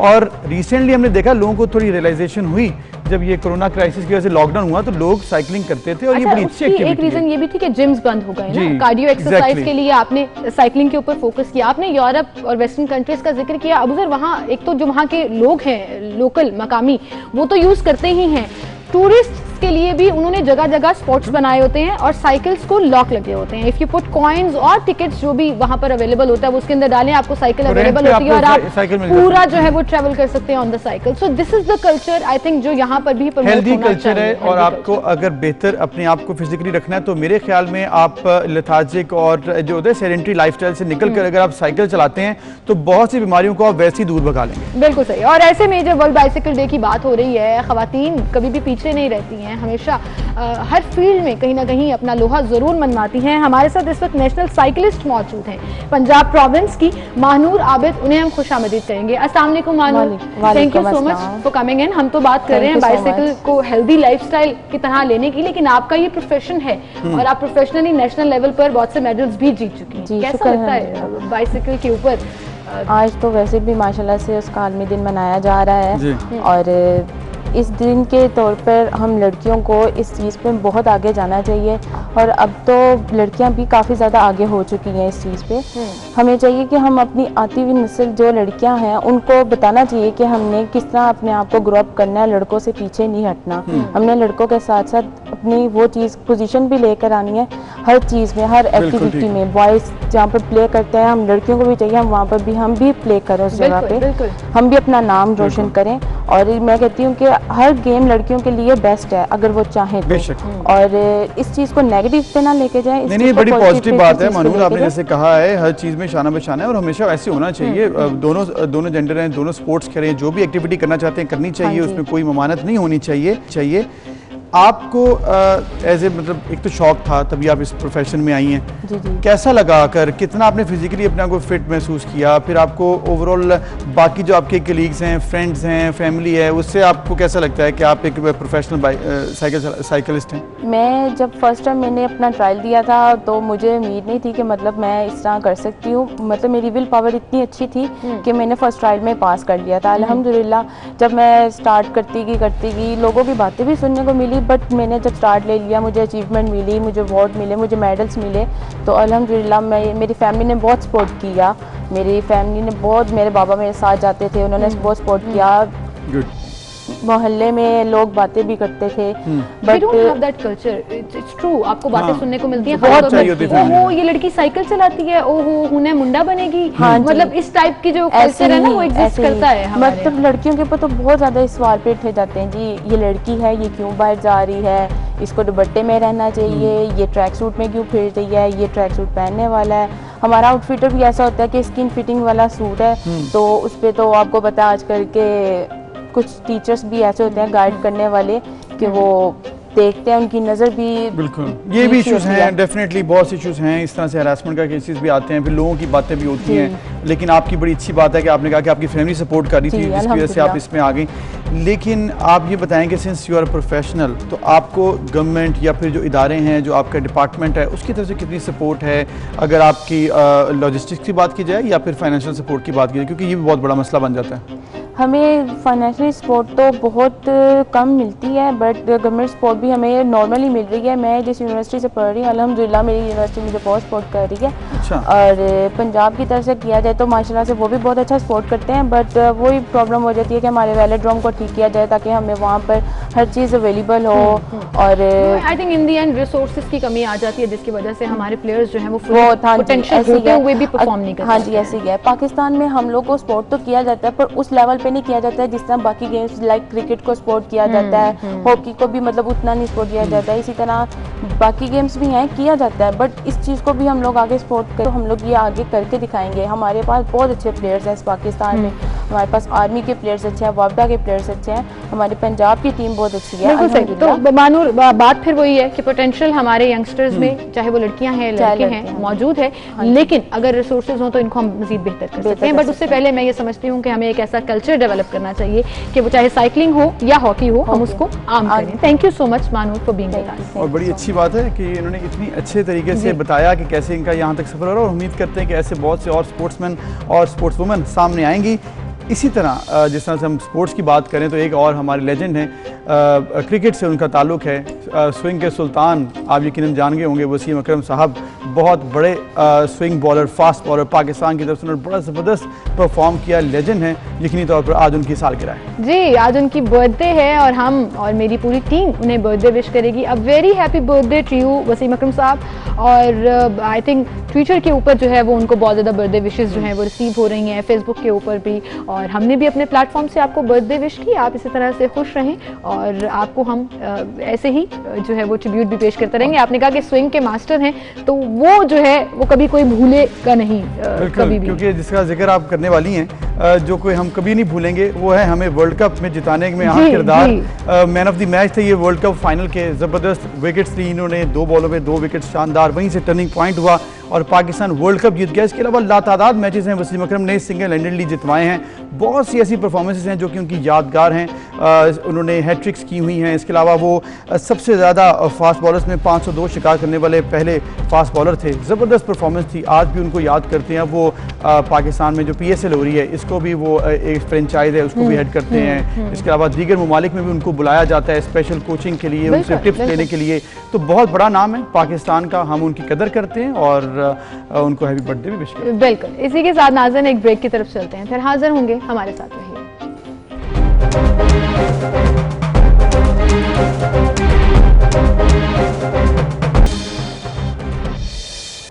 वेलकम बैक, एक बार फिर से आपको खुशामदीद कहेंगे। अभी ब्रेक में मैं और अबू ज़र ये डिस्कस कर रहे थे कि बहुत से ऐसे दिलखराश वाक़यात होते हैं जिनके बाद इंसानियत से, खूनी रिश्तों से एतमाद उठ जाता है, और ऐसा ही इंसिडेंट एक पेश आया सिंध में जहां पर सगे बाप ने अपनी 2 बेटियों को जला दिया। बिल्कुल इंतहाई अफसोसनाक ये वाक़या है और बहुत दिलखराश वाक़या है। हमारे 24 न्यूज़ के एक हमारे कलीग हैं, इंकशाफ प्रोग्राम करते हैं, मुकर्रम कलीम एंकर पर्सन हैं, उन्हीं ने ये सारी स्टोरी कवर की और अपने प्रोग्राम में इसको शामिल किया। हम उनसे जानते हैं कि ये आखिर मामला है क्या, इंतहाई अफसोसनाक ये मामला क्यों हुआ, ऐसे कहाँ तक ऐसे किस तरह से ऐसे बात पहुँची। अस्सलाम वालेकुम मुकर्रम। वालेकुम सलाम। मुकर्रम, जैसे कि हम बात कर रहे हैं बहुत दिलखराश वाक़या, इसमें कोई शक नहीं है, बहुत दुख हुआ ये वीडियोस देखकर। आप बताएं ये हुआ क्या है, इस तरह से बाप ने इंतहाई कदम क्यों उठाया, बच्चियों का अब क्या हाल है? ये वाक़या है चांद रात का। ये जो शौकत नामी शख्स था इसने गुस्से में अपनी बीवी को तलाक दे दी। उसके बाद तलाक के बाद जब बीवी ने दूसरी शादी की तो इससे वो दिल बर्दाश्ता हो गया और उसने चांद रात को अपने घर आके अटैक किया। और उसने क्या किया कि पेट्रोल की बोतल में एक बोतल में पेट्रोल लिया, उसको आग लगा के एक घर के एक कमरे के मकान में मुकीम थी ये फैमिली, उस कमरे में फेंक दिया। अब उस कमरे में 3 बच्चे थे और इसकी बीवी थी, साबका बीवी, और जिससे उसे शादी की है वो मौजूद थे। तो उसने तो अपनी तरफ से सबको मारने की कोशिश की थी, लेकिन खुशकिस्मती से बाकी लोग बच गए। लेकिन ये जो बच्चियां थी तो ईमान फातिमा और नूर फातिमा, ये उसमें बुरी तरह झुलस गई। और खैर इलाके के लोग वहां पर पहुंचे, उन्होंने आग को बुझाया और बच्चियों को हॉस्पिटल पहुंचाया गया। लेकिन आपको पता है कि इन दिनों अस्पताल में कोरोना की वजह से वो ऑलरेडी ऑक्युपाइड है, तो वहां पर उन्हें जगह नहीं मिली, लेकिन उनकी बर्फ पट्टी करके उनको वापस भेज दिया गया। अब मसला ये है कि ये बच्चियां जिस तकलीफ से गुजर रही है, छोटी छोटी बच्चियां, आप वीडियोस में भी आपने देखा होगा, उसके बाद इतनी बुरी तरह ये झुलस चुकी हैं और शदीद गर्मी है इन दिनों कराची में। तो ये जिस एक कमरे के मकान में मुकीम है, वहां पर छत है वो भी टीन की है, तो शदीद गर्मी होती है वहां पर। और आपको पता है कि जब आप इस तरह की कंडीशन में हो, आपको सिर्फ गर्मी दाने भी निकले हो तो आपकी गर्मी बर्दाश्त नहीं होती। अच्छा, एक तो ये इस तरह के वाकयात दिल खराश होते हैं, उसके बाद जैसे इनको ट्रीट करता है हमारा सिस्टम, वो ज्यादा दिल दुखाने वाला होता है। आपने सही कहा, कोविड-19 है, लेकिन ये कोई लॉजिक नहीं है कि गरीब आदमी को इलाज की बेहतर सहूलियात ना मिल पाए। क्या आपने जब ये पूरा प्रोग्राम किया कहीं किसी गवर्नमेंट नुमाइंदे से बात हुई, किसी अस्पताल इंतजामिया से बात हुई, कुछ इस हवाले से कुछ रिस्पॉन्स मिला आपको सिस्टम की तरफ से कि खुदारा इन बच्चियों को ऐसी जगह पर रखा जाए जहां पर ये बेहतर तौर पर और जल्दी रिकवर कर सके? देखिए, हमने शुरू में जब मैं शो कर रहा था, क्योंकि मैंने कल ही रिकॉर्डिंग इसकी की है और ये चलना इस वीकेंड पे है, लेकिन और मुझे उस वक्त ये हो रहा था कि अगर मैं 1 हफ्ते तक खामोश रहूंगा तो ये बच्चियां मजीद इस तकलीफ में तड़पती रहेंगी। तो मैंने उस वक्त एक छोटी सी एक वीडियो बनाई, हमने राब्ता भी किया हमारी टीम में, लेकिन हमें कोई पॉजिटिव रिस्पांस नहीं मिला। तो हमारे पास यही चारा रह गया था कि हम पूरा एक वीडियो बना के इनकी आवाज को अरबाब इख्तियार तक पहुंचाए, ताकि किसी को रहम आ जाए बच्चियों को, और एटलीस्ट जब तक ये बच्चियां सेहतयाब नहीं होती इनको कोई ऐसी पुरसुकून जगह पे या आरामदेह जगह पे रखा जाए जहाँ पे लोड शेडिंग ना हो, बिजली ना जाए, और ये बच्चियां जो है तंदुरुस्त होने तक वहां पर रह सकें। तो उस तरह का तो कोई रिस्पांस नहीं मिला, लेकिन हम उम्मीद कर रहे हैं कोई रिस्पांस जरूर मिले, क्योंकि हम सबको इसके लिए आवाज उठानी है, क्योंकि नूर फातिमा और ईमान फातिमा तो शदीद तकलीफ में। बिल्कुल बिल्कुल मुकर्रम, जैसे आपने जिक्र किया है, हम भी उम्मीद करते हैं, और ह्यूमन राइट्स की मिनिस्टर हैं श्री मज़ारी साहिबा, हम उनसे दरख्वास्त करते हैं कि फौरी तौर पर इसको केस को देखें और जो मैक्सिमम हो सकता है इन दोनों बच्चों के लिए कीजिए, क्योंकि ये हम सब की जिम्मेदारी है, आपकी खुसूसी जिम्मेदारी है। इंतहाई अफसोसनाक ये वाक़या है। मुकर्रम, जैसे कि आपने जिक्र किया कि एक कमरे का घर है, तो कैसे मैनेज करें, क्योंकि पट्टियाँ करनी होती हैं, फिर उसके बाद हॉस्पिटल लेके जाना होता है, या फिर जो भी स्पेशलाइज्ड डॉक्टर्स होते हैं वही ट्रीट करते हैं, इनके पास तो पैसे नहीं है, तो कैसे मैनेज करेंगे ये? यही सबसे अफसोसनाक बात जो है, जो उनका सफर होता है ना, जो उनका घर से लेके हॉस्पिटल तक का सफर है, वो इन बच्चियों के लिए इंतहाई तकलीफदेह होता है, क्योंकि पेरेंट्स जो हैं वो रिक्शे में लेके जाते हैं और डेली बेसिस पे इनको अस्पताल जाना पड़ता है, क्योंकि जब तक ये ठीक नहीं होता, कोई जला हुआ, उसकी डेली पट्टी जो है वो चेंज होती है। तो वो इनका डेली का जो बच्चियों का एक अमल होता है जिसमें इनको लेके जाया जाता है, वो बहुत तकलीफदेह है। और जब यकीन मानिए कल जब मैं वहां पर गया तो मेरी अपनी हालत गैर हो गई थी इन बच्चियों को देखकर, क्योंकि जिस कंडीशन में थी और जिस तरह से वो कराह रही थी, और उसी वक्त लाइट गई थी जैसे ही मैंने शो की रिकॉर्डिंग स्टार्ट की, तो ये बच्चियां, इन्हें किसी पल किसी तौर सुकून नहीं आ रहा था, और वो बार बार कह रही थी कि रोए जा रही थी कि हमें गर्मी लग रही है, तकलीफ हो रही है। और मैं सिर्फ जो हमारे देखने वाले व्यूअर्स हैं उनको एक बात बताना चाहूंगा, एक वाकया उनसे शेयर करना चाहूंगा कि एक कुछ साल पहले की बात है। मैं कुछ मामलात की वजह से बहुत परेशान था, तो मेरी बहुत अच्छी दोस्त हैं, बहन है नादिया जमीन, उनको मैंने फोन किया और मैंने उनसे कहा कि मैं बहुत आजमाइश में हूँ, मैं आपसे मिलना चाहता हूँ, मैं बहुत इस वक्त परेशान हूँ। तो उन्होंने कहा कि आओ मिलो, बताओ क्या हुआ है। मैंने उनसे अपनी परेशानी का जिक्र किया तो वो हंसने लग गई। उन्होंने कहा कि मुकर्रम, आजमाइश और तकलीफ वो होती है जब तुम किसी इंतहाई तकलीफ में हो और कोई दवाई असर ना कर रही हो और तुम्हारे पास पैसे ना हो किसी अस्पताल में खर्चा उठाने का, तो तब तुम कहना कि तुम किसी आजमाइश में हो। और मैंने यकीन माने कल इन बच्चियों को आजमाइश में देखा था कि ठीक ऐसी आजमाइश में थी कि अल्लाह ताला के दुश्मन को भी ऐसी आजमाइश में ना रखे। सही कह रहे हैं आप मुकर्रम, ये बड़ा मुश्किल है। हम थोड़ा सा जल जाता है ना मुकर्रम तो सांस नहीं आ रहा होता, हम कहते हैं सुकून मिल जाए कहीं पर, और वो बच्चियां जैसे हम वीडियो में भी दिखा रहे हैं कि पूरी की पूरी जली हुई है। खुदारा ये सिस्टम, ये गवर्नमेंट या इवन मुखय्यर हजरात अगर हेल्प करना चाहते हैं तो हमारा प्लेटफॉर्म अवेलेबल है, इन बच्चियों की मदद कीजिए ताकि उनको कुछ सुकून मिल सके। आपने नादिया जमील साहिबा का जिक्र किया, तो यहाँ पे मैं चलते चलते उनको भी दुआ देना चाहूंगी कि आजकल खुद वो जिस मुश्किल वक्त से गुजर रही हैं, अल्लाह ताला उनको सेहत और तंदुरुस्ती जल्द दे, but she is such a genuine and positive person कि वो इस सिचुएशन में भी अपनी पॉजिटिविटी जो है वो स्प्रेड कर रही हैं। Mukarram, you have been doing these kind of programmes a lot, आपने बहुत ऐसे प्रोग्राम्स किए हैं। आपने अभी जिक्र किया कि कल जब आप रिकॉर्डिंग पर गए तो आपकी अपनी हालत गैर हो रही थी। How do you sleep at night? हम इस तरह की एक चंक करके जो है वो परेशान हो जाते हैं, कैसे हैंडल करते हो इतना सारा प्रेशर, ये सारी चीजें जो कहीं ना कहीं आपको बैक एंड पर आपकी अपनी पर्सनैलिटी और लाइफ को भी ऑब्वियसली अफेक्ट कर रही होती हैं? ये सीमल डेफिनेटली इफेक्ट करती है, और उस वक्त जो होता है जहन में ये होता है कि आप कुछ कर सकें, क्योंकि एक जो बेबसी होती है ना, तो आप मामला देखें, आप उसको कवर कर रहे हो और आप बेबस हो, तो वो ज्यादा तकलीफदेह होती है। लेकिन अगर आपको ये लगता है कि आप इस सूरत हाल में कोई ना कोई बेहतरी का पहलू तलाश कर सकते हैं और आप जो भी विक्टिम फैमिली है उसको किसी तौर पर फायदा पहुंचा सके या मदद पहुंचा सके, तो फिर वो जो पेन होता है वो एक रिलीफ में बदल जाता है कि आपको ये सेंस ऑफ अचीवमेंट होता है कि आपने आवाज उठाई, उसकी वजह से किसी की कोई बेहतरी हो गई। तो ये तो होता है कि डेफिनेटली आप ट्रॉमेटाइज होते हैं, आप सोचते हैं उस बारे में। जैसे मैं कल से आया हूँ, मेरी आंखों के सामने से इन बच्चियों की शक्ल नहीं जा रही, बार बार मेरे जहन में ये आ रहा है कि अभी भी उसी तकलीफ में होंगी, अभी भी लाइट जा रही होगी, क्योंकि वहाँ पर 1-1 घंटे बाद लाइट जा रही थी। वो फिर रात को भी उठती होंगी, अपनी वालदा को उठाती होंगी कि हमें पंखा चल रहे हैं, हमें तकलीफ हो रही है। और वो मैं देख रहा था कि वहाँ पे उसकी वालदा के हाथ में वो कपड़ा था, वो बार बार कमर पे हल्का हल्का लगा रही थी कि कुछ सहला रही थी, उसको कुछ भी नहीं कर सकती थी, कमर पे भी सारे जख्म थे।